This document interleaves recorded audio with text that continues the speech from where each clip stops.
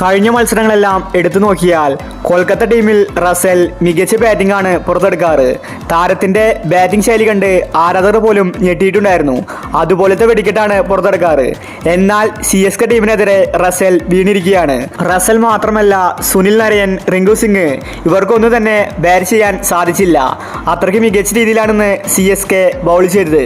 ഇപ്പോൾ ഇതാ കളി തോറ്റ ശേഷം റസൽ പറഞ്ഞ കാര്യമാണ് നമ്മൾ ഈ ഒരു വീഡിയോയിൽ നോക്കുന്നത്. ഇതുപോലത്തെ IPL ന്യൂസിന് വേണ്ടി ഈ ചാനൽ മറക്കാതെ സബ്സ്ക്രൈബ് ചെയ്യൂ. കൊൽക്കത്ത ശരിക്കും നാണം കെട്ടിരിക്കുകയാണ്. ചെന്നൈ കൊൽക്കത്ത ടീമിനെ പഞ്ചറാക്കി. ഇന്ന് കളി തോറ്റ ശേഷം റസൽ പറഞ്ഞത് ഇങ്ങനെയായിരുന്നു: എനിക്ക് ഒരുപാട് വിഷമമുണ്ട്. ഞാൻ എൻ്റെ കഴിവിൻ്റെ പരമാവധി ഇന്ന് പുറത്തെടുക്കാൻ വിചാരിച്ചതാണ്. എന്നാൽ CSK ബോളേഴ്സ് എനിക്ക് പണി തന്നു.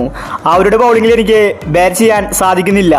എനിക്ക് മാത്രമല്ല, ഒരു താരങ്ങൾക്കും ശരിക്കും ഇന്ന് കളിക്കാൻ സാധിച്ചിട്ടില്ല. അതിന് കാരണം ധോണിയാണ്. ധോണിയുടെ തന്ത്രങ്ങളാണ് ഞങ്ങൾക്കിന്ന് പണിയായത്.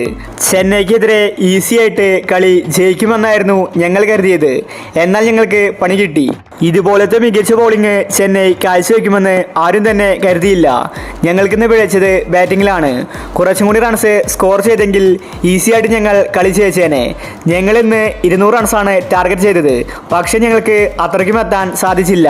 തെറ്റുകൾ തിരുത്തി അടുത്ത മത്സരത്തിൽ ശക്തമായിട്ട് തിരിച്ചു വരുമെന്ന് റസൽ വ്യക്തമാക്കി. CSK ആരാധകർ ഹാപ്പിയാണ്. ചെന്നൈ ടീം തിരിച്ചെത്തി.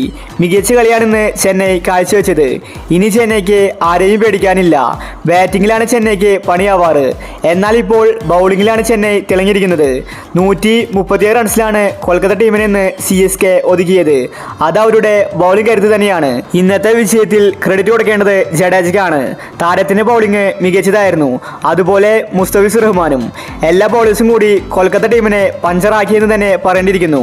അപ്പോൾ ഇന്നത്തെ കളിയെ പറ്റി നിങ്ങളുടെ അഭിപ്രായങ്ങൾ താഴെ കമന്റ് ചെയ്യുക. ഇതുപോലത്തെ IPL ന്യൂസിന് വേണ്ടി ഈ ചാനൽ മറക്കാതെ